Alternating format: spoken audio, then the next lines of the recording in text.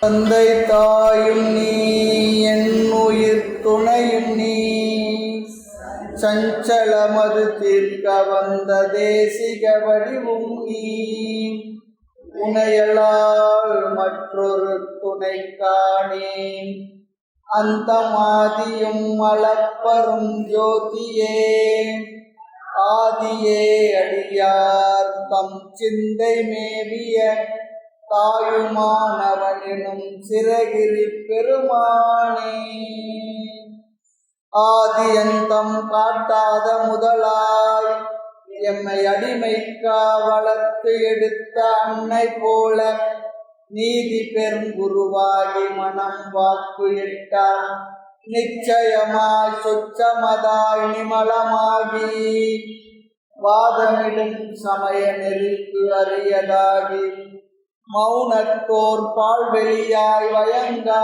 நின்ற ஜோதியை என் உயிர் துணையை நாடி கண்ணீர் சொரிய இரு கரம் குவித்து தொழுதல் செய்வான் அகர உயிர் எழுத்து அனைத்துமாகி வேறாய் அமர்ந்ததன அகிலாண்டம் அனைத்துமாகி பகர்வனையெல்லாமாகி அல்லதாகி பரமாகி சொல்லறிய பான்மையாகி துகளது சங்கற்ப விகற்பங்கள் எல்லாம் தோயாத அறிவாகி சுத்தமாகி நிகரில் பசுபதியான பொருளை நாடி நெட்குயிர்த்து பேரன்பால் நினைதல் செய்வான் சிராப்பள்ளி மலைமேவும் தட்சிணாமூர்த்தி அருள் நல்க பெற்று பராபரமும் என்னாலும் பைங்கிளியும் பலபாவும் பாடி பாடி தராதல மானிடர்க்கெல்லாம் தன்னமிர்தாய் தந்தருளும்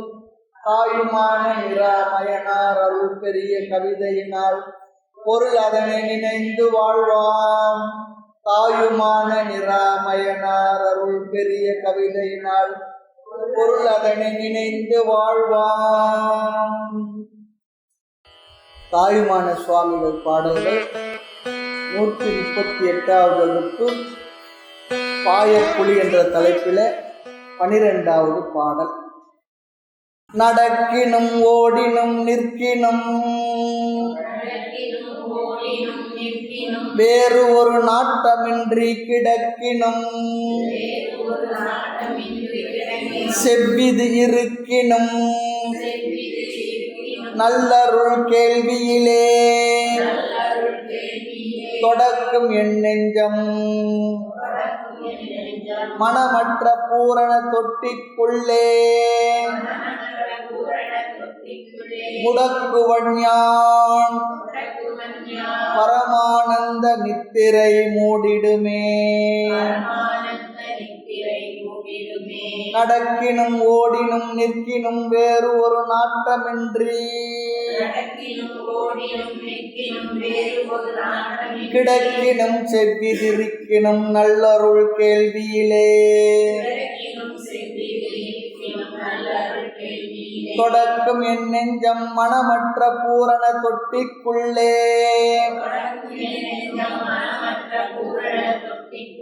முடக்குவன் யான் பரமானந்த நித்திரை மூடிடுமே.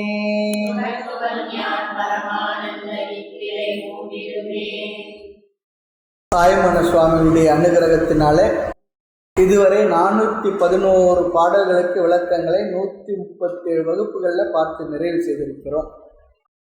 இந்த பாடல் 27வது தலைப்பு பாயப்புலி என்றாலும் கூட பாடல் எண்ணிக்கையிலே 412வது பாடல்.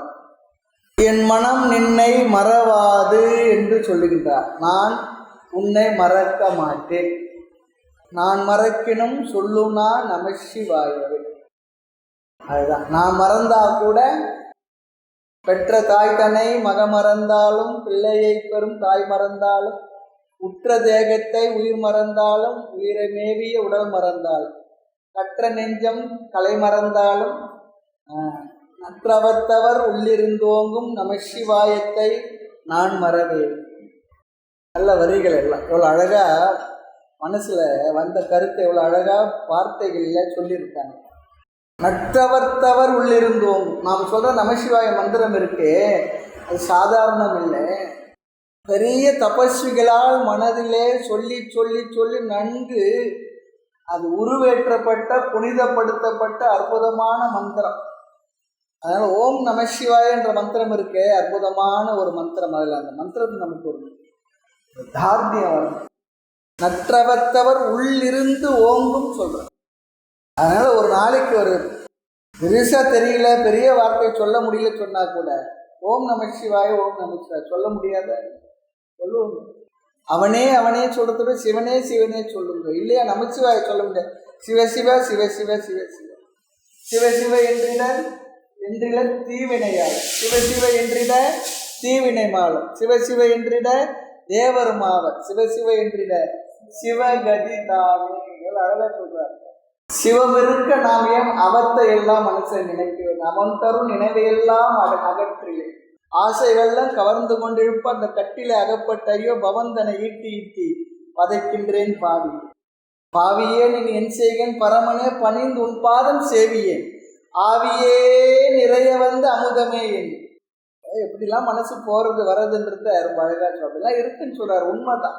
சில நேரம் சிவசிவே சொல்றது, மற்ற நேரத்தை ஏதோ தேவையில்லாதான் மனசு நினைக்கிறது. அது நினைக்கிறது தவறு அப்படிலாம் சொல்ல வரல. இருந்தாலும் மறுபடியும் மனசு என்ன பண்ணுவாங்க, இழுத்து இந்த விஷயத்தை உட்கார வைக்கும். அதுக்காக தான் பூஜை ஜபம் தியானம் எல்லாம் பாராயணம் சத்சங்கள்லாம் அதுக்காக தான். மனசு அப்படிதான் இருக்கு, அதோட படைப்பு அப்படிதான் இருக்கு. அங்கங்க போயிட்டு வரும். துள்ளும் அறியாமனது பலி கொடுத்தேன், அதனால் எனக்கு கர்ம துத்த தேவதைகள் இல்லைன்னு சொல்றார். உள்ளுரையில் எண்ணாவி நைவேத்தியம் பிராணம் ஓங்குமதி தூப தீபம் ஒரு காலமன்றி இது சதா கால பூஜையாய் ஒப்புவித்தேன் சொல். கருணைப்பூர் தெல்லிமறை வடியிட்டு அமுத குழம்பை தெவிட்டாத ஜீனியே திவ்ய ரசமையாம் திரண்டொழுகும் பாகு. அப்படி இருந்தால் என்னவா, கள்ளனாகி என்னுடைய அறிவிலே கள்ளன் அறிவூடுமே மெல்ல மெல்ல வெளியாய் கலக்கவரும் நல்ல உறவு. ஆக நத்தவத்தவர் உள்ளிருந்தோங்க நமசிவாயம் சொல்லி சொன்னா அந்த மந்திரத்துக்குரிய இறைவனை நினைப்பது. வெறும் வார்த்தைகள் மட்டும் வரதில்லை, ஆரம்பத்தில் சொற்களாக வரும்.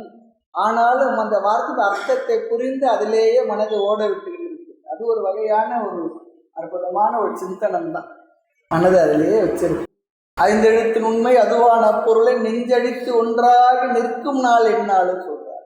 ஐந்தெழுத்தின் உண்மை இந்த உலகமெல்லாம் அதில் தான் ஆகியிருக்கு. அதனால அந்த பாங்காய் நடக்கும் அகண்ட பரசிவமே பார்த்தணும்.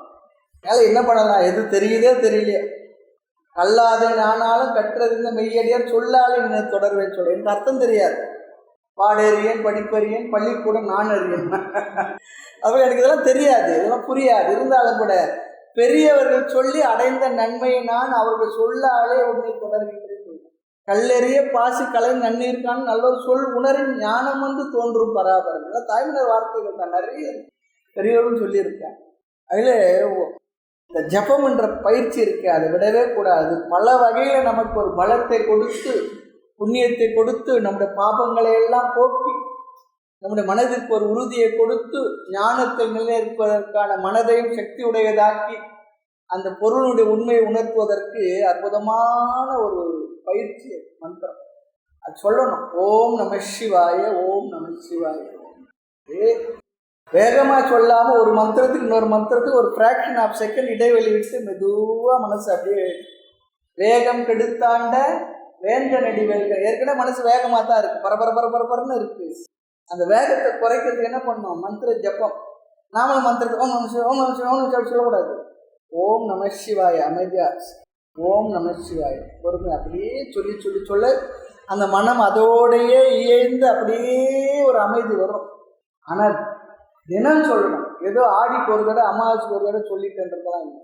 வாய்ப்பு கிடைக்குதுன்னா வாழ்க்கையினுடைய 60 வயசுக்கு மேலே இருக்கு, நேரம் நிறைய இருக்குது சொல்லிச்சுன்னா அந்த நேரத்தை எல்லாம் சிவனுடைய மந்திரத்தை அல்லது நம்முடைய இஷ்ட தெய்வத்தை மந்திரத்தை ஜபம் பண்ணுறதுல நிறைய நேரம் பண்ணணும். சாஸ்திர விஷயங்கள் கேட்டு மனசில் ஆத்ம தத்துவ ஞானம் இருந்தால் அதை சிந்தனை பண்ணணும். எல்லா நேரமும் ஆத்ம ஞானத்தை சிந்தனை பண்ண முடியாது, மனசு நம்ம கையில் இருக்காது. அப்படி எங்காவது ஒரு மாதிரி இருக்கும்போது ஜபத்துக்கு போயிட்டு அப்புறம் ஜபம் செய்து மனசு ஓரளவுக்கு ஒழுங்காச்சுன்னா அப்போ ஆத்ம சிந்தனை பண்ணணும். இப்படியா மாற்றிக்கணும். எல்லா நேரமும் நம்ம ஜபமே பண்ண முடியாது, எல்லா நேரமும் ஆத்ம சிந்தனம் பண்ண முடியாது. ரெண்டுமே பண்ண முடியல, சரி பரவாயில்ல, ஏதோ சிவபுராணம், விநாயகரோட வேலை, லலிதா சகஸ்ரநாமம், விஷ்ணு சகஸ்ரநாமம், ஏதோ ஒன்று பாராயணத்துக்கு இருக்குது. அப்படியே அந்த மனசை நல்லா என்கேஜ் பண்ணி, ரொம்ப முக்கியம். இதெல்லாம் பெரியவங்க நமக்கு சொல்லி கொடுக்குறாங்க. ஏன்னா இப்போ தான் ஒரு அப்படியே இருக்க முடியாது, சின்ன ஆத்மாவே பற்றி அப்படியே நினச்சிக்கிட்டு இருக்க முடியுமா? சரி, நல்லது. ஒரு காலம் மன்றித்து சதா கால பூஜையாக சொல்லி சொல்கிறார். ஆக என் மனம் நின்னை மறவாதுன்னு சொல்லி சொல்கிறார். சாக்கிய நாயனார் வரலாறுல சாக்கிய சமயத்திலிருந்து வந்த அவர் எப்படி இருந்தார்னு சேக்கிழார் அழகாக சொல்கிறார். என் நிலையில் நின்றாலும் எக்கோலம் கொண்டாலும் மன்னிய சீர் சங்கரந்தால் மறவாமை பொருள் என்று. அங்கேயும் ஒரு மதமாற்றம் நடந்தது. எப்படி இருந்தா, துண்ணிய வேடந்தனை துறவாத தூய சிவம் தன்னை மிகும் பேரன்பால் மறவாமை தலை நிற்பார். பேரை மாற்றிக்கல, ஆடையை மாற்றிக்கல, எதையுமே மாற்றிக்கல, இறைவனே மறவாத இருக்கக்கூடிய தன்மை அவர் பெற்றுவிட்டார். கடன் புரிவார் அது கண்டு கல்லறிவார் துவராடு படம் புனை வேடம் தவிரார் பசுபதியார் தஞ்சையிலே அடங்கலம் என்பார் ஆதலினால் மாதவர் தான். ரொம்ப அழகா சொல்றார் கேட்கிறார். படம் புனை வேடம் தவிரார், அவர் கொடுத்த வேடத்தை தவிர்க்கல, மாதவர் சொல்லி சொல்றார். அவர்கள் தான் மாத்தவர். நாம தபஸ்கள் ஆகலாம் எப்பொழுது, இந்த விஷயங்கள்ல விசாரத்தை செய்யும் பொழுது. வயது ஆக ஆக ஆக அதில் நம்ம ஓடிடணும். ஓலக்க மண்டபத்தில் ஓடும் நாள் என்னாலும் தாய்மலத்தை சொல்கிறார். அப்படின்னா ஒரு பெரிய மண்டபம் கட்டிட்டு அதில் ஓடுறது அப்படிலாம் அர்த்தம் இல்லை. இந்த ஞான நிலையில நிஷ்டையில இந்த மனதை இருக்க வைப்பதற்கான சூழ்நிலை அமைத்து கொண்டு அதிலே இருப்பது எந்த நாள்னு அர்த்தம். நம்மளால் இருக்க முடியுதா பார்க்கணும். வீட்டில் இருக்கிறது வாய்ப்பு இல்லையா, இங்கே அருமையாக பகவான் அமைச்சு கொடுத்தாரு, வந்து அமைதியாக இருக்குது. அல்லது கோயில்களில் எல்லா சன்னிதிலும் கூட்டம் எங்கே இருக்குன்னு நமக்கு தெரியும். கூட்டம் இல்லாத இடம் கோயில்லையும் இருக்கும், அங்கே போய் இருக்கிறது ஒரு அரை மணி நேரம் இருந்துட்டு வர்றது. ஏன்னா மந்திரத்தாலும் தந்திரத்தாலும் பெரியவர்கள் சுத்தி செய்த இடமா இருக்கும் அந்த சன்னிதி எல்லாம். அங்கே போய் இருந்துட்டு வர்றது, ஜபம் தியானம் பண்ணுறது அருமையான இடங்கள் நிறைய அமைஞ்சிருக்கு. நாம தான் போகிறதில்லை, இருக்க முடியுறது. கோயிலுக்குள்ளே வந்தாவே எப்போ நாம் திரும்பி எவ்வளோ சீக்கிரம் திரும்பி ஓடலாம் அப்படி தானே இருக்கு. இங்கே சொல்கிறார் பாரு, நடக்கினும் ஓடினும் நிற்கினும் வேறொரு நாட்டமின்றி கிடக்கினும். நடந்தாலும் ஓடினாலும் நின்றாலும் வேறொரு விருப்பமின்றி கிடந்தாலும். சென்றால் குடையாம் நின்றால் மரவடியாம் நீள்கடலுள் என்றும் புனையா மணி விளக்காம் பூம்பட்டாம் பூணு மணியாம் திருமாருக்கு அரவு ஆழ்வார் சொல்வார். இந்த ஆதிசேஷன் இருக்காரு, அவர் சர்வகால சர்வதேச சர்வ அவஸ்தைகள் பெருமாளுக்கு சேவை சாதிச்சுட்டு இருக்காரு. பெருமாள் நின்றார்னா குடையா இருப்பார். நின்றால் குடை, நின்றால் மரம், சென்றால் குடையாம், படுத்தார்னா என்னன்னா பார்க்கடல் வாய் பின்னாக்க பாணி, இதெல்லாம் சொல்றாங்க. நீழ்கடல் என்றும் புனையா மணி விளக்காம் பூம்பட்டாம், அவர் அணிகின்ற ஆடையும் அதுதான். யாருன்னா திருமார்க்கு அரவு. அதுபோல் நம்ம மனசிலையும் முடிந்த வரையிலும் வயது ஆக ஆக இந்த மனநிலைக்கு நாம் சென்று விட்டோன்னு சொல்லி சொன்னால் நம்முடைய மனதும் நல்லா இருக்கும், நம்ம வாழ்க்கையும் நல்லா இருக்கும். வேற வழியும் இல்லை. அவர் தான் நமக்கு அபோர்டு அல்லது ஸ்தானம், அவர் தான் நமக்கு. அந்த மனநிலை வந்துட்டு ஒரு சார்பு கிடைச்சிடும், நமக்கு ஒரு உறுதி கிடைச்சிடும். நிறைய வார்த்தைகள் இருக்கு, நிறைய சொல்லலாம். இதான் சொல்கிறார், நடக்கினும் நடந்தாலும் ஓடினாலும் நின்றாலும் வேறொரு விருப்பம், ஒரு விருப்பமும் இல்லை. ஆனால் என்ன இருக்குது, பகவானுடைய எண்ணம் இருக்குது, சிந்தனை இருக்குது. எதுவும் இல்லையா, இறைவனுடைய திருநாமத்தை அமைதியாக ஜெபம் பண்ணிட்டு உட்காந்துருக்கு, அவ்வளோதான். இதெல்லாம் காசா பணமா? நம்ம சொல்கிற ஒவ்வொரு மந்திரமும் நம்முடைய அக்கௌண்ட்டில் கிரெடிட் ஆகிட்டே இருக்கும். சொல்லணும் ஓம் நம சிவாய, ஓம் நம சிவாய சொல்லணுமான்னு கேட்காதுங்க. அவங்களுக்கு பிடிச்ச மந்திரம். 5 எழுத்து மந்திரம் இருக்குது, 6 எழுத்து மந்திரம் இருக்குது, 7 எழுத்து மந்திரம் இருக்குது, 8 எழுத்து மந்திரம் இருக்குது. என்னென்ன மந்திரம் இஷ்ட தெய்வத்து மந்திரமோ அதை அமைதியே ஆழ மனதை சொல்லிட்டு சொல்ல முடியுதா பார்க்கணும். அதுதான் எல்லா பேரையும் சொல்கிறாங்க. எப்படி இருந்தாலும் இல்லை நான் சுகமாக இருக்கேன், செவ்வி திரிக்குன்னு நான் சுகமாக இருக்கேன்னு அர்த்தம். சௌகரியமாக இருக்கேன், ஒரு சிரமம் இல்லை. நல்ல அருளாளர் வாயிலாய் கேட்கும் கேள்வி அறியில் மனம் கட்டுண்டு கிடக்கும். சொல்றேன், நல்ல அருள் கேள்வி இல்லை, அருள் கேள்வி சொன்னார். அருள் வாக்குலாம் இல்லை, அருள் வாக்கு சாமியார்லாம் இங்கே இல்லை. அவர் இடத்துல போனால் எதனா சொல்லி விடுவார், எதனா பண்ணி விடுவார், ஏதோ செய்வார். அந்த ஸ்டேஜில் நம்ம கடந்து வந்துட்டோம். நமக்கு அதெல்லாம் இன்னும் தேவை இருக்குது இல்லையா? நல்லருள் கேள்வி சொல்லி சொன்னால் ஆத்ம ஞான கேள்வியிலேயே திளைத்திருக்கக்கூடியவர்கள், தத்துவ ஞான விசாரத்தில் இருக்கக்கூடிய நல்ல கேள்வி என்றால் ஞான கேள்வின்னு அர்த்தம். நல்லருள் கேள்வியில் தொடக்கம் என் நெஞ்சம், என்னோட மனம் என்னன்னா அதிலேயே திளைத்து இருக்கும். தொடக்கம் என்றால் கட்டுப்பட்டு கிடக்குன்னு சொல்றார். தொடக்கம் அதிலேயே இருக்க, வேற எங்கேயும் ஓடாது. என் நெஞ்சம் சொல்ற மனம் சொல்றார். அந்த மனம் மனமற்ற, இந்த மனமற்றன்ற வார்த்தை கொஞ்சம் விசாரணைக்குரிய வார்த்தை. மனம் இறக்க, சினம் இறக்க கற்றாலும் சித்தி எல்லாம் பெற்றாலும் மனம் இறக்க கல்லார்க்கு வாயின்னு சொன்னாங்க. மனம் இறந்து விட்ட பிறகு அங்கே என்ன இருக்கும்? நிறைய மனம் இறத்தல் என்பதை அப்படி புரிஞ்சுக்கூடாது. மனம் இருந்தால் தான் எல்லாமே. மனம் கடைசி வரல அது ஈஸ்வர சிரித்து அது இறக்காது. இங்கே மனமற்ற சொன்னால் தேவையில்லாத விவகாரங்களில் உழன்று கொண்டிருந்த மனமானது, அறியாமல் இருந்த மனமானது, கோபப்பட்ட மனம், பொறாமைப்பட்ட மனம், பொய் சொன்ன மனம், புரணி பேசின மனம், எப்படிப்பட்ட அழுக்கெல்லாம் சேர்ந்திருந்தது அப்படிப்பட்ட மனமற்ற அல்லது விவகாரங்களிலிருந்து விலகி இருக்கக்கூடிய ஆத்ம ஞான சிந்தனையிலே இருக்கக்கூடிய, அப்படிலாம் தான் அர்த்தம் எடுத்துக்கணும். மனமற்றன்னா நிறைய பேர் மனம் இறந்து விடுவது. சரி, மனம் இறந்து போச்சு வச்சுக்கோமே, அப்புறம் அங்கே என்ன இருக்கும்? அந்த மனமற்ற நிலையை உணர்வது எதில் உணர்வோம்? யோசித்து பார்க்கணும். நிறைய பேர் மனம் செத்து போனால் மனம் இறக்கக்கூடாது, மனம் இருந்தா தான் நமக்கு பந்தம், மனம் இறந்து போச்சுன்னா மோட்சம் அப்படின்னு சொல்கிறோம். அப்படிலாம் இல்லை. அதனால தான் சொல்கிறோம், இந்த மனதை அமைதிப்படுத்துவதற்கு வேற ஒரு எக்ஸ்ட்ரா கருவி இருக்கா என்ன? ஒரு பொருளை ஏதோ பண்ணனா இன்னொரு கருவியை கொண்டு சரி பண்ணலாம். இங்கே மனதை அமைதிப்படுத்துவது, மனதை கொண்டு தான் மனதை அமைதிப்படுத்த முடியும். வேற ஒரு மனம்ல 2 மனம் வேணும் பாடலாம். அந்த மனதை கொண்டு தான் அந்த மனதுக்கு பயிற்சி தரணும். அறியாமை உழன்று கொண்டிருந்த மனதிற்கு அறிவை கொடுத்து என்ன பண்ணணும்னா அதே மனது மூலமாக எந்த மனதில் பந்தம் இருந்ததோ அந்த மனம்தான் மோட்சத்தையும் உணர வேண்டும். மனதை கொண்டு தான் மனதுக்கு நாம் பயிற்சி கொடுக்குறோம். நான் ஆத்மா என்ற அறிவு, அந்த எண்ணம் எதில் இருக்கு? மனதில் தான் இருக்கு. அது வேற ஒரு மனம் அப்படிலாம் இல்லை. நிறைய மனமற்ற நிலை, மனமற்ற நிலை, மனமற்ற சரி, மனமற்ற நிலையில் இருந்தேன்றது மறுபடியும் எங்கே வருவோம்? இறங்கி வந்து எதில் வருவோம்? மனசில் தான் வருவோம். எங்கே போனாலும் ரங்கனை சேவின்னு சொல்கிறது போல மனசில் தான் வரணும். ஆகையினால இங்கே அறியாமையுடன் கூடியிருந்த மனது அந்த மனமற்ற பூரண தொட்டிக்குள்ளே, பூரண தொட்டினா பூரண நிறை, நிலை, நிறைவு, குறைவிலா நிறைவு. பூரணம் சொன்னால் கொழுக்கட்டில் வச்ச பூரணம் இல்லை, அதுவும் பூரணம் தான், நமக்கு இனிப்பு தருது. இங்கே பூரணம் நிறைவுன்னு சொல்லியாரு. அந்த நிறைவு எப்படிப்பட்டது? அல்ல அல்ல குறையாத அகண்டித ஆனந்த வெள்ளம் சொல்கிறார். எவ்வளோ எடுத்தாலும் குறையாது. நிறைய இடத்துல புனித கஷேத்திரங்கள்லாம் பார்த்தா சில இடத்துல சில தீர்த்தங்கள் இருக்கும், எவ்வளோ எடுக்கிறோமோ அவ்வளோ தண்ணி மறுபடியும் வந்துடும், குறையாத வந்துக்கிட்டு இருக்கு.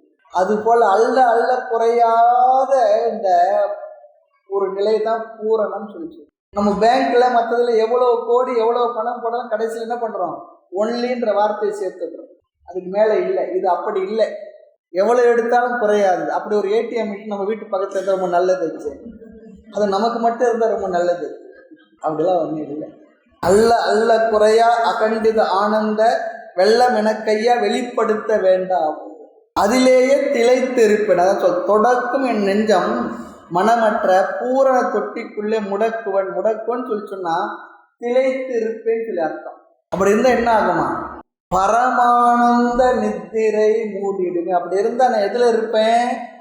அந்த தூய்மையான புனிதமான உயர்ந்த மேலான அந்த ஆனந்த ஆத்மாவிலே இருப்பேன்னு சொல்லி அர்த்தம். நித்திரைன்னா அங்கே போய் தூங்கிடுவேன்னு அப்படி அர்த்தம் இல்லை.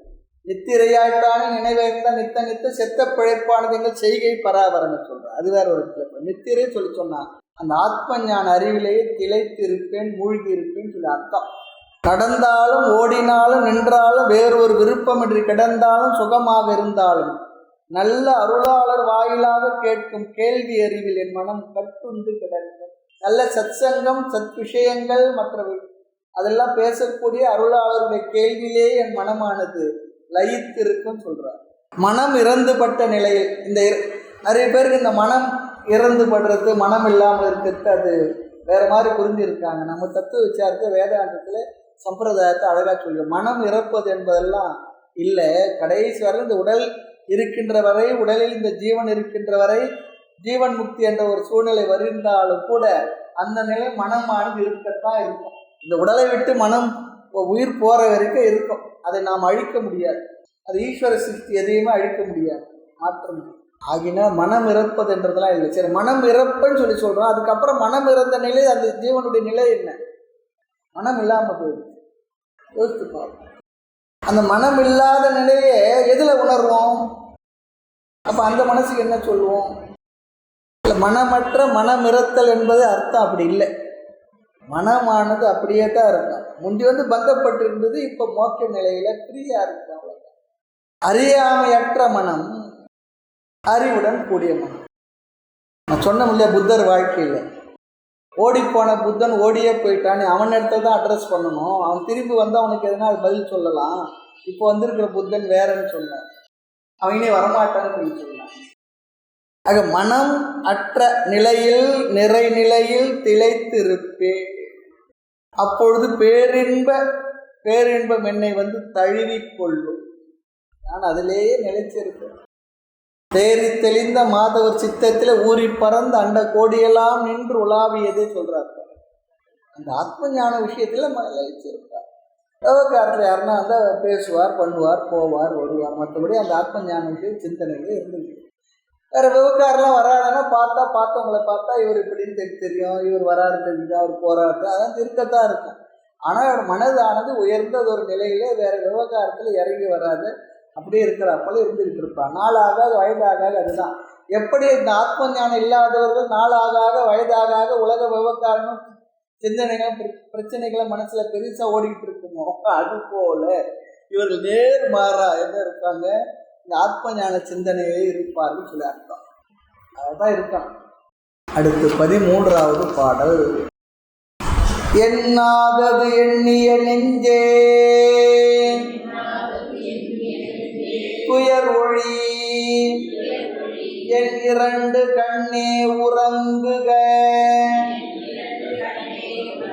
என் ஆணை முக்கண் கருணை பிரான் தன்னார் கருணை மௌனத்தினால்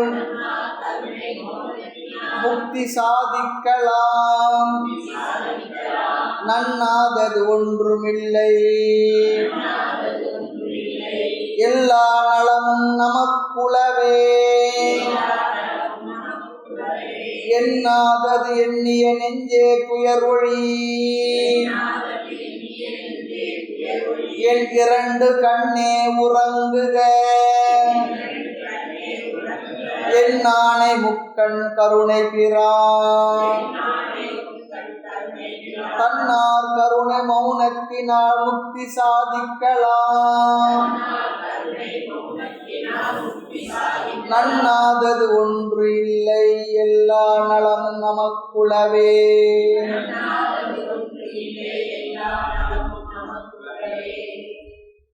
மோனத்தால் முக்தியும் சித்தியும் உண்டாம். நெஞ்சே துயர் ஒளி என் 2 கண்ணே உறங்குக சொல்றார். எனது 2 கண்களே தூங்குங்கன்னு சொல்றார். எப்போ தூக்கம் வராது? தேவையில்லாத விவகாரங்கள் வந்துட்டா தூக்கம் வராது. அவங்க பாருங்க, இருக்கிற நேரம்லாம் விட்டு தூங்க போற நேரத்துல தான் நமக்கு ஆகாத ஆள்லாம் நம்ம மனசுல நிற்பாங்க. அன்னைக்கு தூக்கம் அவுட்டு, அவ்வளவுதான். என் 2 கண்ணே உறங்குக சொல்றார் தாய். கண்ணுறங்கே எம்மிறைவர் காதலால் பைவிழி மண்ணுறங்கும் விண்ணுறங்கும் மற்றுமுள்ள எல்லாம் உறங்கும் கண்ணுறங்கே எதிராக என் இறைவர் காதலால் பைவிழி. இறைவன் இணைப்பில் எனக்கு தூக்கம் வரலன்னு சொல்றான். தூங்காமல் தூங்கி சுகம் பெறுவது எக்காலம் சொல்றான். என் ஆணை சொல்றான். நான் ஆணையிட்டால் தாய்மலர் தான் பதில் சொல்றான். அது நடந்து விட்டால் கேட்டிருக்கு பாட்டு. எண்ணாதது எண்ணிய நெஞ்சே, தேவையில்லாத எண்ணங்களெல்லாம் எண்ணிய நெஞ்சேன்னு சொல்றார். எண்ணாத எண்ணமெல்லாம் எண்ணி எண்ணி ஏழை நெஞ்சம் புண்ணாக செய்தது நீ போதும் பராபர். தேவையில்லாத எண்ணத்தெல்லாம் அப்படி எண்ணி ஏங்குகின்ற மனமே சொல்றார். ஏங்குதான் அந்த மனசு. அதனால்தான் ஏக்கம் தொலைத்தான் என்று ஊது ஊது சங்கே சொல்றார். ஏம சபையான் என்று ஊது ஊது சங்கே. இந்த ஏக்கம் எல்லாம் ஏங்குதான் அந்த மனம். ஏங்குதே நெஞ்சம் ஐயோ சொல்றார். அப்படிப்பட்ட மனமே நெஞ்சமே துயர் ஒளி நீ வருந்துவதை விட்டு விடுன்னு சொல்றார். நீ வருந்தாதே சொல்றார். யாமருக்க பயம் என்பது போல நீ வருந்தாதே, நான் இருக்கேன். ஆமா, நினைச்சுக்கோ, அடிக்கடி ஞாபகப்படுத்தி. என் ஆணை துயர் ஒளி என்றால் நீ வருந்தாதே, வருந்தாதே. என் 2 கண்ணே உறங்குக சொல்றார். தூங்கு, நல்லா தூங்கு. மனசுல கவலை இருந்தா தூக்கம் வர்றாரு. தூக்கம் நல்லா இருந்தா கவலை போச்சுன்னு அர்த்தம்.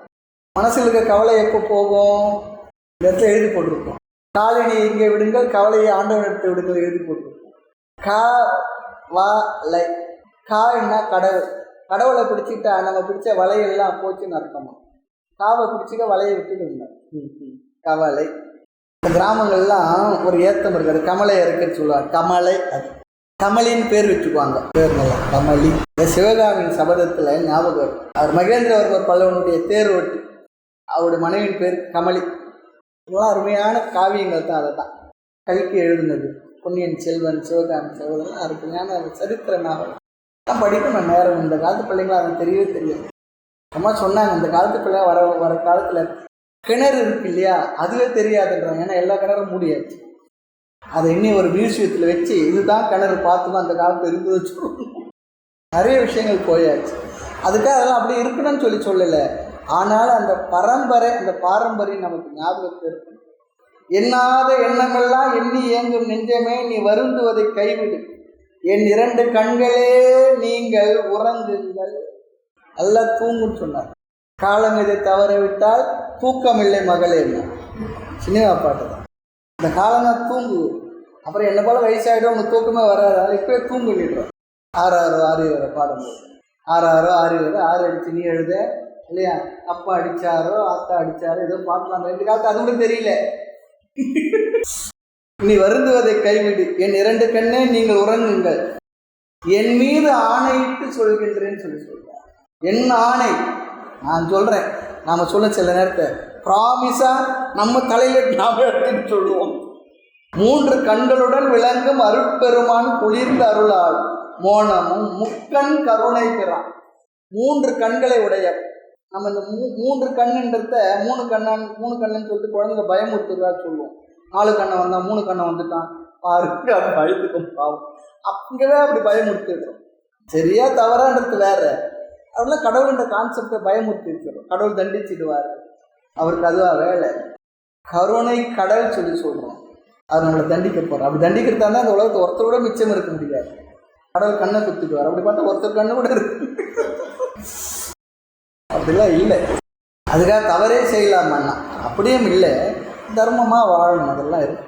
என் மீது ஆணையிட்டு சொல்கின்றேன், 3 கண்களுடன் விளங்கும் முக்கண் கருணை பெறான். அவன் கருணையே வடிவான். 2 கண்கள் என்ன சாதாரணமாக இருக்கு. 3வது கண் என்பது ஞான கண் அல்லது அறிவு கண். இறைவன் சொல்கிற அந்த உருவத்துக்கு ஒரு எக்ஸ்ட்ரா பவர்லாம் கொடுத்து அப்படி சொல்லி நம்ம மனதில் ஒரு உயர்வு தன்மை கொடுக்கணும் என்பதற்காக அந்த வடிவங்களை அப்படி அழகாக அமைச்சு பெருமைப்படுத்தி காட்டினார்கள். உண்மைதான். 3 கண்ணா மும்முதலா என்றும் கருணை பொழி தோன்றலே அப்படிலாம் தாய்மலரும் பேசுகிறார் இடத்துல. ஆக கருணையே வடிவானவன். இந்த பாடல் நெஞ்சுக்கு அறிவுறுத்தல் சொல்கிறார். கண்ணுக்கு அணிகலம் கண்ணோட்டம் சொல்கிறார். 3 கண் இருந்துன்னா அது மட்டும் இல்லை, எண்ணும் எழுத்தும் கண்ணெனத்தகும் இல்லையா. எண்ணம் எழுத்து 2மே கண்ணுன்னு சொல்கிறார். 3வது கண் என்ன? கண் இருப்பவர்களுக்கு எது விசேஷம் என்றார்? கண்ணோட்டம். கண்ணோட்டம் கருணையோடு கூடிய பார்வை. கண்ணோட்டம் இருக்கணும். இறைவன் எப்படிப்பட்டவன் என்றார்? என்றும் கருணையே வடிவான, கருணையோடு உயிர்களை காத்து இருக்கின்றோம். அது கண்ணோட்டம் இருக்கணும். இறைவன் 3 கண் வழியாகவும் கருணையை செலுத்துபவன் சொல்கிறார். அதை குறித்துத்தான் முக்கட்கருணை பெறான் என்று சொல்லுகின்றார். கண்கள் 3 இருந்தும் கருணை இல்லை என்றால் எவ்வாறு கருணையை செலுத்துவான் என்ற சந்தேகம் எழாத வண்ணம் இறைவன் கருணையே வடிவமானவன் என்பதை உணர்த்துவதற்காக கருணை பெறான் என்கின்ற நயம் இங்கு கருதத்தக்கது சொல்றான். கருணை பெறான். அவன் சில நேரத்துக்கு கோபம் வந்தால், நம்மளோட கஷ்டங்கள் இருந்தால் கடவுளை என்ன பண்ணுவோம்? உனக்கு கண் இருக்கா கேட்குறமா இல்லையா? நான் எவ்வளோ சொல்கிறேன், உங்களுக்கு காது இருக்கா கேட்கவே மாட்டேது சொல்கிறோமா இல்லையா? அதெல்லாம் இறைவனில் கோவப்படலாம். அவர் தான் நம்ம படுற கோபம் தான் வாங்கிக்குவார். அது வெளியே இல்லை சொல்லணும். அது ஒரு விஷயம் இருக்குது. அது சொல்லும்போது நம்ம அறியாத நம்ம ஒன்று பண்ணுறோம். அங்கே அவர் இருக்கிறாரு அதனால சொல்லி அந்த எண்ணத்தினால நெகட்டிவாக சொல்கிறோம். அந்த எண்ணம் பெரிய விஷயம்தான். அங்கே என்ன? கடவுள் என்ற ஒருவர் உயிர் துடிப்போடு இருக்கிறார். அதனால அவருக்கு கண் இருக்கா கேட்குறோம், காது இருக்கா கேட்குறோம். அந்த ஒரு பெரிய நம்பிக்கை இருக்காது. அவன் அருளால் அவனை வணங்க வேண்டும் ஆதலின் மோனமும் இறைவன் கருணையாலே எய்தும் சொல்றார். மோனம் எப்படி வரணும்? மோனம் என்பது மௌனம் தான். எப்போ வரும்? ஞானம் வந்துட்டா அந்த மௌனம் வந்து. அதாவது ஒரு இடத்துல ஒரு விஷயம் தெரியாம எல்லாம் ஒரு சர்ச்சை பண்ணிக்கிட்டு சந்தேகம் பேசி அவனும் கேள்வி கேட்டிருப்பார். ஆனா அந்த கேள்விக்குரிய அர்த்தம் விஷயத்தை நன்கு தெரிஞ்சவர் என்ன பண்ணுவார்? மௌனமாகத்தான் இருப்பார். அப்போ எங்க ஞானம் வந்ததோ அங்கு மௌனமானது இயல்பாக ஒரு குடிகொண்டது. மோனம் தரும் ஞானமூட்டி எனக்கு ஓட்டா ஆனந்த வாழ்க்கை அருளாய் பராபரமே தாழ்மை. மோனமே முக்திக்கு நல் வித்தே செய்யும் தானமே தவமே அப்படிதான் சொல்லுவார் ஒருத்தர் பேசுறார். பெரிய மௌனத்தின் வைப்புன்னு சொல்லி சொல்றார். அப்ப ஞானம் நம்முடைய மனதில் வந்து அமர்ந்து விட்டால் நானே அந்த ஆத்மாவாக இருக்கிற அறிவு வந்த பிற்பாடு அங்க என்ன இருக்கும்? அங்க என்ன வந்து விட்டோம்? அங்க என்ன வந்ததோ அதுக்கு பேர் தான் மௌனம். சித்த மௌனம், செயல் வாக்கெல்லாம் மௌனம், சுத்த மௌனம் என்பால் தோன்றின் பராபரம். சுத்தமான அந்த மௌனம் எனக்கு வந்துட்டு அங்க என்ன? சித்தமும் மௌனம், செயலும் மௌனம், வாக்கும் மௌனம், எல்லாம் மௌனமாகி எங்கும் மௌனமே இருப்பதால் எல்லோரும் நல்லவர்களும் மௌனத்தே நாடினான்னு சொல்லி சொல்லுவாங்க. தாய்மலர் சொல்றார். அந்த மௌனத்தை விட்டு ஏன் அலைந்தேன் பராபரம் ஒரு இடத்துல கேட்குறேன், நான் ஏன் அப்படி அலைஞ்சிட்டு இருக்கேன்னு சொல்றேன். பட்டினத்தாருக்கு எங்கு உனக்கு பேய்க்கரும்பு இனிக்குமோ அங்கே உனக்கு மோட்சம் சொல்லி சொன்னார். அந்த பேய்க்கரும்பு என்பது, கரும்பு என்பது ஞானத்தை சொல்றது, அது மோனத்தை சொல்வது. மோன கரும்பு சொல்றார் தாய்மலர். அப்போ எங்க கரும்பு இனிக்குன்னு சொல்லி சொன்னார். சாதாரண கரும்பெல்லாம் இனிக்கும், அந்த பேய் கரும்புன்றது அப்படிப்பட்டது, அதுவே இனிக்குன்னு சொல்லி சொன்னார். எங்கு உனக்கு ஞானம் சித்தித்து அதனால் மோனம் ஏற்படுகின்றதோ அங்கு உனக்கு மோட்சம் சொல்லிட்டார். அதுதான் அந்த அர்த்தம். அதை விட்டு பட்டினத்தார் கையில் உள்ள கரும்பு, அவர் கையில் ஒரு கரும்பை கொடுத்து அவர் நிற்க வச்சுட்டு அவர் எல்லாத்தையும் விட்டுட்டு போனவர் இடுப்பு ஒரு துண்டை கட்டி அவர் கையில் ஒரு கரும்பை கொடுத்து கரும்பை பிடிச்சி தூத்திக்கிட்டாருந்தாரு. கரும்பை தேடினார். அது ஒரு அடையாளம். கரும்பை போல அந்த மௌனமான தித்திக்கும். ஊனெல்லாம் தித்திக்கும், உடலெல்லாம் தித்திக்கும், மனமெல்லாம் தித்திக்கும் சொல்லி சொல்கிறோம். தித்திக்கன்னா நம்ம சர்க்கரை வச்சு தித்திக்கிற அந்த இதுக்கு இல்லை, மனமானது அப்படி ஆனந்தப்படும், நிறைவாக இருக்கும், சந்தோஷமாக இருக்கும், மகிழ்ச்சியாக இருக்கும். அதுதான் அவன் அருளாலே அவனை வணங்க வேண்டும். மோனமும் இறைவனுடைய கருணையால் சொல்லி சொன்னால் அந்த ஞானமானது நமக்கு அவருடைய அருளினாலே நல்ல சத்குருநாதர்கள் நமக்கு வாய்த்து அவருடைய சாஸ்திர உபதேசத்தை நாம் கேட்டு மனதில் நிறைத்து கொண்டு நானே அதுவாக இருக்கிறேன் என்ற புரிந்த பிறகு அந்த ஞானத்தினால் மனதில் வருகின்ற மௌனம், அமைதி, அதில் இறைவனுடைய கருணை இருக்கணும் என்ற ஒரு அர்த்தத்தை இங்கே சொல்லுகின்றார். கருணை பிரான் தன் அருளால் தன்னார் கருணை. தன்னார் சொல்லி சொன்னால் குளிர்ந்த, தன் என்றால் மூன்று சொல்லினா, தன் என்றால் குளிர்ந்த, குளிர்ச்சி பொருந்திய, இவனுடைய மனதை அமைதிப்படுத்தக்கூடிய அந்த கருணை மௌனத்தினால் முக்தி சாதிக்கலாம். அந்த மௌனம் வந்துடுதுன்னா முக்தி வந்து விட்டது சொல்லி அர்த்தம். முக்தி சாதிக்கலாம். சாதிக்கலன்னா கிடைக்க பெறும் சொல்லி சொல்றார். தூஷா மணியும் துகிலும் புனைவா ஈசா நேச உணர்வர்களால் ஆசா நிகழும் துகளாகிய பின் பேசா அனுபூதி பிறந்தது. அந்த மௌனம் அதுவும் இருக்கு. முக்தி சாதிக்கலாம் மௌனத்தினால். நன்னாதது ஒன்றுமில்லை அப்படி வந்துடுதுன்னா எனக்கு கிடைக்க பெறாதது ஒன்றும் இல்லை, அப்படி ஒன்றுமே இல்லை. ஏனென்றால் என்ன இருக்கோ எல்லாம் எனக்கு இருக்கு.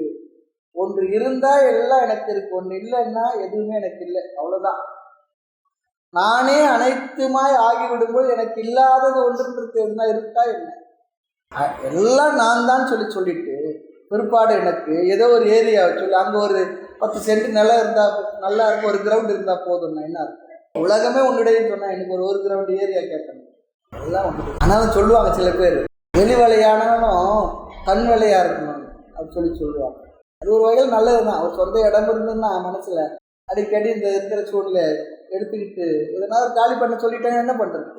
அது ஒன்று இருக்குது தான். அது உலக விவகாரத்த வழக்கில் நம்முடைய எல்லாம் நான் தான்.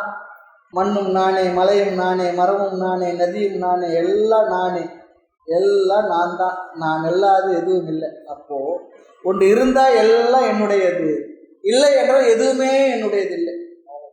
ஒரு கோணத்தில். ஆனால் அதுக்காக நம்ம இருக்க வேண்டிய இடம் ஒன்று இருக்க வேண்டியது இருக்குது. அது வாஸ்தவம் தான். அது விவகாரத்தை வாஸ்தவம் இருக்கணும். தன்னார் கருணை மௌனத்தினால் மௌனமே ஞானத்தை நிஷ்டையாகும். இன்னொரு அர்த்தமும் இருக்கு. நாம் பெற்ற ஞானமானது நமக்கு நிஷ்டையாகும் சொல்லி சொன்னால், நிதித்தியாசனத்தினால் நிஷ்டையாகும் சொல்லி சொன்னால் நிதித்தியாசனம் செய்வதற்காக என்ன பண்ணணும்? தனித்திருந்து மௌனமா இருந்தா, பேசிக்கிட்டே இருந்தா நிஷ்டையாக, பேசிக்கிட்டே இருந்த நிஷ்டையாக, பேச்சை கொஞ்சம் குறைச்சி அமைதியான மனதில் இந்த ஆத்ம ஞானத்தை நினைக்க நினைக்க சிந்திக்க சிந்திக்க நிஷ்டையா. அது ஒரு கருத்தும் இருக்கு. அதுக்காக சந்நியாசமே யாஜ்ஞவல்கியர் மைத்ரேய அருமையான ஒரு சம்பாஷணை. ஆமாம், மைத்ரேய பிராமணன் எதுக்காக நீங்கள் சன்னியாசம் காட்டுக்கு போகிறீங்கன்னா, இங்கே இருந்தால் சில விதமான டிஸ்ட்ராக்ஷன்லாம் எனக்கு இருக்குது, சில விதமான விவகாரங்களாம் என்னை சஞ்சலப்படுத்துது. அந்த ஞானத்தில் நிற்பதற்காக நிதித்தியாசம் செய்வது மனமானது ஒருமுகப்படவில்லை. ஆக விவகாரங்கள் இருந்துக்கிட்டு இருக்கு. ஆகவே தனியாக போகிறேன். அங்கே இருந்தால் ஒரு விவகாரமும் இல்லை. ஆகிய அமைதியாக இருந்து நான் இந்த ஞானத்தை நிஷ்டைப்படுத்துவதற்காக நான் போகிறேன். இப்போ அங்கே என்ன பேசுறதுக்கு ஆள் இருக்காது, விவகாரம் எதுவும் இருக்காது, வேற வழி இல்லாமல் அமைதியாக இருந்து ஆகணும். அது தனியாக இருந்துன்னு சொல்லி சொன்னால், தனியே இருப்பதற்கு எண்ணினேன் என்னமது சுவாமி நீ அறியாததும் கேட்கிறார்.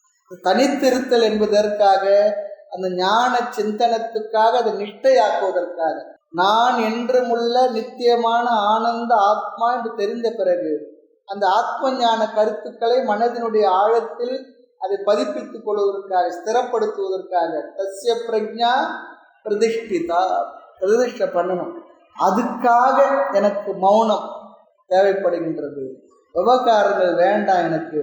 அதுக்காக நான் சன்னியாசத்தை எடுத்து காட்டுக்கு போகிறேன்னு சொன்னேன். அது எதுக்காகவும் இல்லை. 5வது அத்தியாயம் சன்னியாச யோகத்தில் நிறைய விஷயங்கள் பகவான் சொல்கிறார், சன்னியாச விஷயங்களை பற்றி. ஆக மௌனமே ஞானத்தை நிஷ்டையாக்கும், மௌனமே ஞான வரம்புன்னார். எந்த அளவிற்கு மனதானது மௌனத்தில் சென்று விடுமோ அந்த அளவுக்கு ஞானம் நிஷ்டையாக இருக்குன்னு அர்த்தம். உரைகள் அதுதான். அதனால தான் மௌனம் தரும் ஞானம் ஊட்டி எனக்கு ஓட்டா ஆனந்த நிஷ்டை அருளாய் சொல்கிறார். அந்த நிஷ்டையை மௌனத்தோட கனெக்ட் பண்ணார். எதுக்காக என்றால் ஞானம் நிலை பெறுத்துக் கொள்வதற்காக. ஞானமா வித்தை பதித்து சொன்னார் பாருங்க. அது மௌனத்தில் பெரிய ஒரு விசேஷம் இருக்கு, பலம் இருக்கு. பெரிய மௌனத்தின் வைப்பேன்னு சொல்லி ஆத்மா என்றும் நித்திய மௌன ஸ்வரூபந்தான். அதில் விவகாரமே இல்லை, நிஷ்கிரியாக கிரியைகளே இல்லை. எப்போ நித்திய மௌன ஸ்வரூபந்தான் ஆத்மாவுடைய தன்மை. நித்த முக்த ஸ்வரூபம்னா ஆத்மா. விவகாரங்கள் எல்லாம் இந்த மனசுல தான். நம்ம எல்லா விதமான சாதனங்களும் மனதை ஒரு சரிப்படுத்துவதற்கு தான். இந்த மனதிற்கு நான் ஆத்மா என்ற அறிவை ஆழ்ந்து கொடுத்து விட்ட பிறகு விவகாரங்களிலிருந்து விலகிய மனது இயல்பாகவே அமைதியை அடைந்து விடுது. இல்லைன்னா என்ன பாடுவோம்? அமைதி இல்லாத மனமே. அந்த காத்து பாட்டு அப்படிதான் பாடிட்டு இருக்கு. அமைதியா இருக்கு. அது மௌனமே ஞானத்தை நிஷ்டையாக்கும், மௌனமே ஞான வரம்பு. எண்ணாத எண்ணமெல்லாம் எண்ணி ஏங்கும் மனமே நீ வருந்துவதை கைவிடு. என் 2 கண்களே நீங்கள் உறங்குங்கள், என் மீது ஆணையிட்டு சொல்கின்றேன். 3 கண்களுடன் விளங்கும் அருட்பெருமானின் குளிர்ந்த அருளால் மோனமும் அம்மோனத்தால் முக்தியும் சாதிக்கலாம்.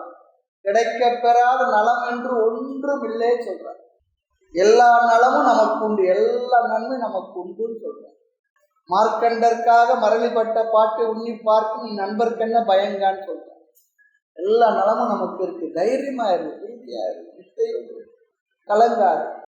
கலங்காத நெஞ்சுடைய ஞான தீரர் கடவுளை உடைக்கான காணமாதி குளம் காண நான் ஒரு ஞானம் பேசி பொய்க்கூடு காத்து என்ன புதுமை கண்டார்.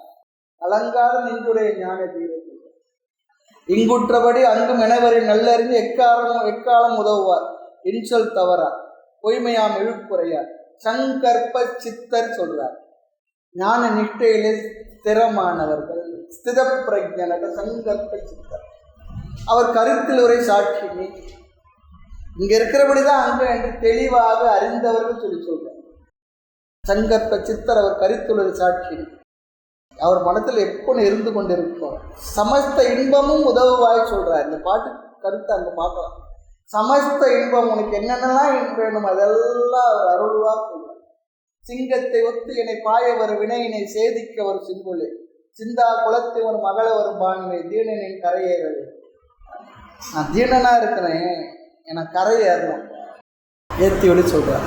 கடலூர் பக்கத்து கரையேற விட்ட குப்பம். அப்பர் பெருமானு கல்லை கட்டி கடலில் போட்டுறாங்களே. ஆமாம், கடலில் பாய்ச்சினும் நற்றுணையாவது நமசிவாய சொன்னார். கல்லை கட்டி போட்டவர். சாதாரண போட்டால் நீந்தி வந்துட போகிற, கல்லை கட்டி போட்டுறாங்க. அவர் கரையை ஏறி வந்துடுறார். இப்போ இருக்கு அங்கே கரையேற விட்ட குப்பம். அது ஊருக்குள்ளே ரொம்ப ஒரு 2-3 கிலோமீட்டர் உள்ளே தள்ளி இருக்கு. அப்போ கடல் வந்து வெளியே போயிருக்குன்னு அர்த்தம். காலத்தோட மாற்றங்கள் நிறைய நிகழ்கின்றது. நமக்கு தெரிஞ்சு தனுஷ்கோடி அப்படிதான், எத்தனையோ ஊர்கள்லாம் கடலில் மூழ்கி போயிடுச்சு. கரையேற விட்ட குப்பம்னு சொல்லி அர்த்தம். அது பேர் ஊர். இங்கே போயிருக்கலாம் என்ன தெரியும். இன்னைக்கு கூட அங்கே சின்ன ஒரு இடம் கோயில் வச்சு அங்கே நிகழ்ச்சி நடத்துகிறாங்க. கடலூர் கிட்டக்க இருக்கு. நன்னாதது ஒன்றுமில்லை எல்லா நாளமும் நமக்குள்ளவேன்னு சொல்கிறான். ஞானம் விளங்க இறைவன் உள்ளத்தே வெளிப்படுவான். அவன் வெளிப்படுதலே தோன்றுவது தான் அந்த முக்தி மோட்சம் சொல்லி சொல்கிறான். ஆக அங்கே முக்தி சித்தி எய்தும் சொல்கிறார். சில நேரத்தை முக்தி என்ற நிலை நமக்கு நிறைவடைந்தால், ஞானத்தில் நிற்கையானால் சித்தி சொல்லி சொன்னால் சித்தி அடைஞ்சிட்டாருன்னு கிடைக்க பெற்றார் ஒரு அர்த்தம். இன்னொன்று சித்தி சொல்லி சொன்ன அனிமா சித்திகளும் இருக்கின்றது. அதற்காக அவர் இயங்குவதில்லை. அவர்களை சுற்றி சில விதமான சில விஷயங்கள் நடக்கும். சித்தி இருந்தால் இருந்துட்டு போட்டோம், இல்லை என்றால் ஞான நிற்றனுக்கு ஒரு குறையும் இல்லை. இருந்தால் தான் ஞான நிற்று, அப்படிலாம் இல்லை. அதனால தான் சொல்லு, எல்லா சித்தர்களும் ஞானி இல்லை, ஞானிக்கு சித்தி இல்லை என்ற ஒரு குறைவும் இல்லை. இருக்கலாம், இல்லாமல் இருக்கலாம். சரி, அடுத்து 14வது பாடல். நான் என்று ஒரு முதல் உண்டு என்ற நான் தலை ஞான என்னுள் தான் என்று ஒரு முதல் பூரணமாக தலைப்பட்டு ஒப்பையில் ஆனந்தம் தந்து என் அறிவை எல்லாம் உண்டு அவசம் நல்கி மோனம் தன்னை விளைத்தாள் இனி யாது மொழிகுவதே. நான் என்று ஒரு முதல் உண்டு என்ற நான் தலை ஞான என்னுள் தான் என்று ஒரு முதல் பூரணமாக தலைப்பட்டு உப்பில் ஆனந்தம் தந்து என் அறிவை எல்லாம் உண்டு அவசம் நல்கி மோனம் தன்னை விளைத்தாள் இனி யாது மொழிகுவதே.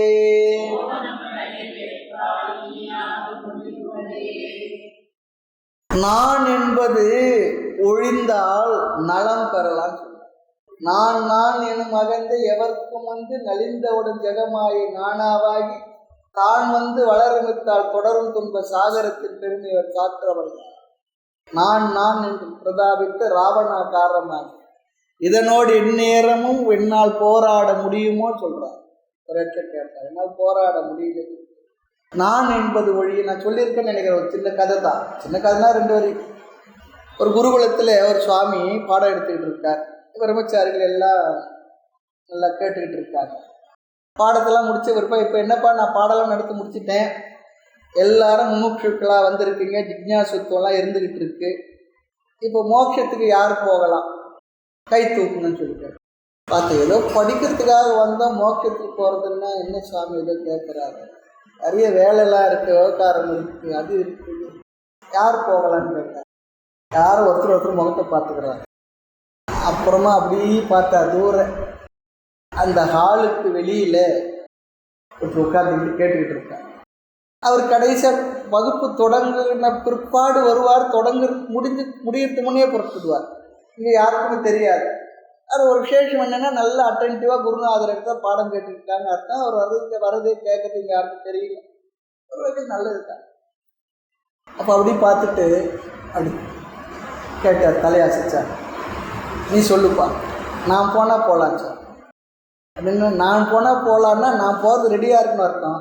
நான் போனால் போகலாம்.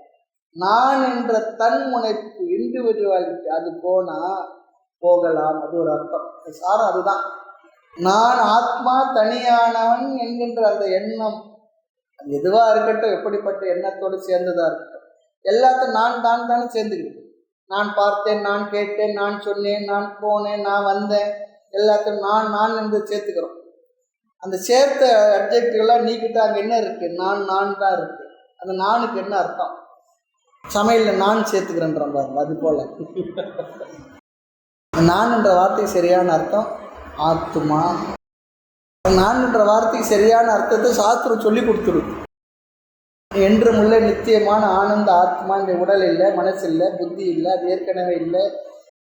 ஆமாம், இந்த உலகம் இல்லை, நீ எதை நினச்சிக்கிட்டு இருக்க, அதெல்லாம் நீ இல்லை. இந்த அதிகமான இந்த ஐ இருக்கு பாருங்க, ஈகோ, அது இருக்கிற ஒரு பேங்க் இருக்கும். அது எந்த பேங்க் தெரியுமா? ICICI bank. அதுதான் 3 ஐ வருது. அதுபோல் நம்ம இடத்துல ஐ நான் என்று மாறுதட்டும் பெருமாள். எது எடுத்தாலும் அந்த நான் என்பது சரியான அர்த்தம் புரிந்து விட்டால், நான் தனியானவன் இல்லை, இண்டிவிஜுவல் இல்லை, நான் அந்த டோட்டல், மொத்தம், பூரணம், நான் அந்த பூரணமே என்ற அறிவு வந்து விட்டால், அந்த நான் இருந்து தேவையில்லாத நான் போனால் போகலாம். அந்த நான் என்ற வார்த்தைக்கு பூரணம் என்ற அர்த்தம் புரிந்து விட்டால், அந்த ஐ என்ற வார்த்தைக்கு, நான் என்ற வார்த்தைக்கு ஆத்மா என்று புரிந்து விட்டால் நான் போகலாம். போயாச்சு. இந்த உடலை விட்டு போயாச்சு அர்த்தம் இல்லை. மோட்சம் என்பது இந்த உடலோடு மனதோடு நாம் வாழ்ந்து கொண்டிருக்கும்போது பெறுகின்ற ஒரு அமைதி, நிறைவு, ஆனந்தம், நிம்மதி. எல்லா விதமான விவகாரங்கள் இருந்தாலும் கூட இவைகளுக்கு நடுவில் நான் நித்தியமான ஒரு வஸ்து, நித்தியம். அனித்தியமான இந்த உடலில் நான் இருந்தாலும் நான் என்ன? நான் என்ற அந்த ஆத்மா நித்தியம். அழிகின்ற உடலில் அழியாத ஆத்மாவாக நான் இருக்கின்றேன். அந்த ஆத்மா நித்தியம். ஆத்மாவை தவிர்த்த மீது எல்லாம் அனித்தியமே, அபூர்ணம். அப்போ பூரணம் என்பது ஆத்மாவுக்கு தான் பொருந்தும். பூரணன் எனும் பெயர் உனக்குள்ளதே சொல்லி கேட்கிறார் தாய்மணர்வத்தில்.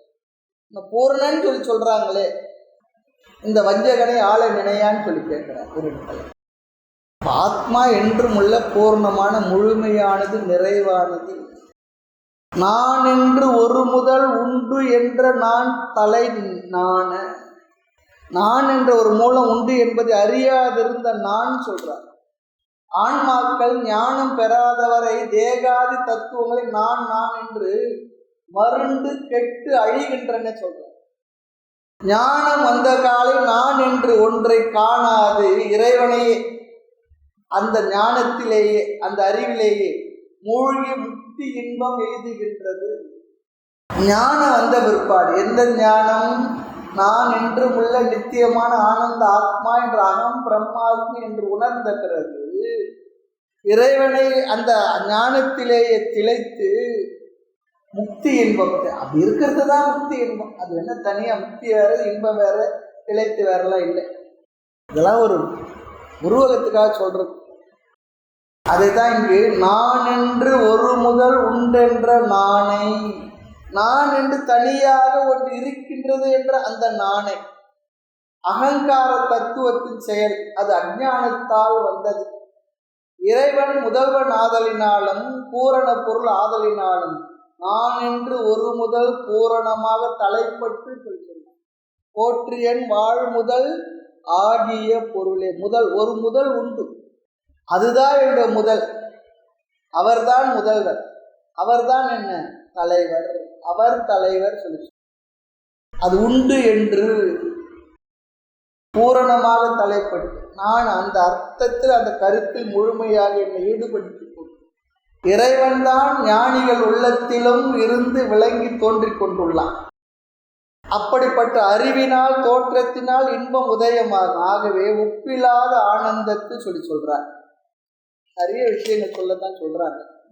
நான் என்ற ஒரு மூலம் உண்டு என்பதை அறியாதிருந்த நான் அதனை அறிந்த பிறகு நாணமுட்டமும் வெட்கப்பட்டு எனக்குள் நான் ஒரு முழு முதலாக முன்னின்று ஒப்புமை கூற முடியாத பேரின்பம் தந்து. அந்த பேரின்பத்துக்கு என்ன? சிவபோகம் எனும் பேரின்ப வெள்ளம் பொங்கி ததும்பி பூரணமா ஏக உருவாய் கிடக்குன்னு சொன்னார். அந்த பேரின்பம் தந்து என் அறிவையெல்லாம் அறவெழி குறைவுபட்ட எல்லா விதமான அறிவுகளை எல்லாம் விழுங்கி கொண்ட அப்பாலும் தெரிவரிதான் கலந்து நின்றது எந்த பொருள் யாது அந்த பொருளினா இறந்து நிற்பவர் அடுத்த இந்த வார்த்தை ஞாபகம் வரல. சரி, என்னோட அறிவையெல்லாம் விழுங்கி தன்மயமாக்கி நானே அதுவாக ஆக்கி மௌனத்தை விளைவித்தது. அதனால் நான் பேசுவதற்கு இனி என்ன இருக்கு, இனி பேசுறதுக்கு என்ன இருக்குப்பா? அப்போ இன்னையோட வகுப்பை முடிச்சிடலாமா சாமி? முடிச்சிடலாம்னா பேசுறதுக்கு என்ன இருக்கு? இருந்தாலும் பேசுகிறோம். ரொம்ப அழகான பாடல் இது. இன்னைக்கு 3 பாடல் பார்த்துருக்குறோமா? 12, 13, 14 3 பாடல் பார்த்துருக்குறோம். மேலும் விஷயங்களை அடுத்த வகுப்பு பார்க்கலாம். மூர்த்தி எல்லாம் வாழி, எங்கள் மௌன குரு வாழி, அருள் வார்த்தை என்றும் வாழி, அன்பர் வாழி பராபரமே. ஓம் பூர்ணமத பூர்ணமிதம் பூர்ணாத் பூர்ணமுதச்யதே பூர்ணஸ்ய பூர்ணமாதாய பூர்ணமேவாவசிஷ்யதே.